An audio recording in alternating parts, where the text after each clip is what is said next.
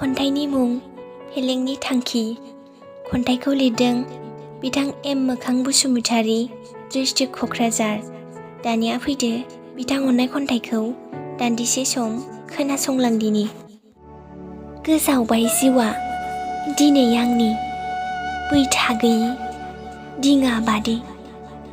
सिलिंखारनि लामायाव आंनि हावरिया खाफाल, नुस'हायि दुखु आंनि। सिमाङा नङामोन आंनि आन्दायनाय, नङामोन थांखिया आंनि दैनि फेंफोना।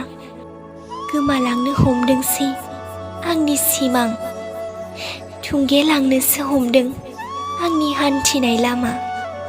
हान्थिनाय आगानफ्रोमबो लामायानो सुजों आबुं।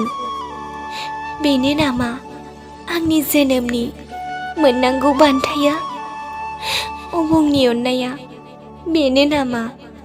सानसे गोमोरलांनो हमबाय फारि फारि, नुनाय सिमां थुंगेलांनो हमबाय गासै जिउनि थांखि।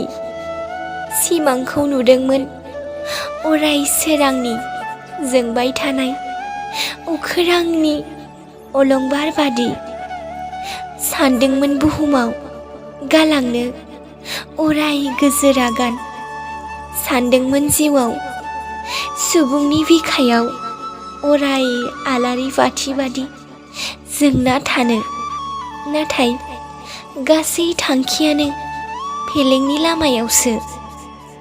बुंस' हाला नुस' हाला आय' फेलेंनि जिउ।